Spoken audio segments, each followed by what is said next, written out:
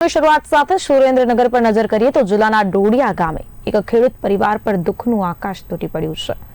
બંધ જેલમાં રહેલા ખેડૂત રમેશ મેરના પરિવારની હાલત અત્યંત નાજુક બની ગઈ છે।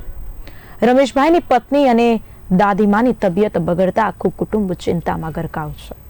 બોટાદ કરદા મામલે ધરપકડ કરાયેલા ખેડૂતોમાં રમેશભાઈનું પણ નામ છે, પરંતુ તેમના નિર્દોષ હોવાની દલીલ સાથે પરિવાર સરકાર સમક્ષ જેલ મુક્તિની વિનંતી કરી રહ્યું છે। બે ઇન્ડિયાની ટીમે આ દુઃખી પરિવારની મુલાકાત લીધી અને તેમની વ્યથા સાંભળી। તહેવારના દિવસોમાં પણ આ પરિવાર પર અંધારું છવાયું છે। આપનું હાર્દિક સ્વાગત છે। હાલ અત્યારે આપણે પહોંચ્યા છીએ સુરેન્દ્રનગર જિલ્લાના સાયલા તાલુકાના જે ડોડિયા ગામ આવેલું છે, તે ખાસ તેમાં મહત્વની વાત કરીએ તો કે થોડા દિવસો અગાઉ જે બોટાદ માર્કેટ યાર્ડમાં જે કાંઈ ખેડૂત મહાપંચાયત યોજવામાં આવી હતી, તેમાં ડોડિયા ગામના વતની જે રમેશભાઈ મેર જે ખેડૂત આગેવાન તથા જે ખેડૂત પુત્ર છે, તેમની પણ ધરપકડ કરવામાં આવી હતી। તો તેમના પરિવારો અહીં આપણે ઉપસ્થિત છે। વધુ માહિતી તેમના પરિવાર પાસેથી લઈશું। શું આપનું નામ? ચીકુબેન। શું તમારી માંગણી છે? સરકાર પાસે એક જ માંગણી છે, જલ્દીથી એમને જેલમાંથી મુક્ત કરે, કારણ કે 1.5 મહિનેથી હું બીમાર છું અને મારે સર્જરી કરવાની છે। સરકારને નમ્ર વિનંતી કે વહેલી તકે એમને મુક્ત કરે, જેલમાંથી છોડાવો।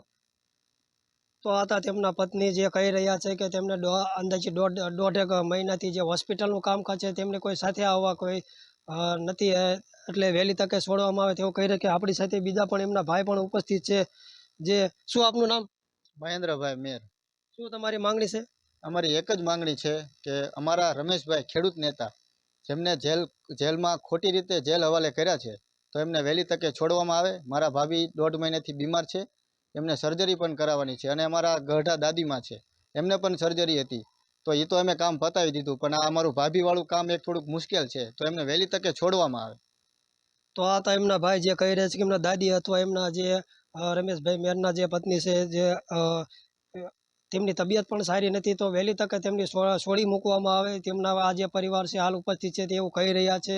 બી ઇન્ડિયા ન્યૂઝ જયસિંહભાઈ સારોલા, સાયલા।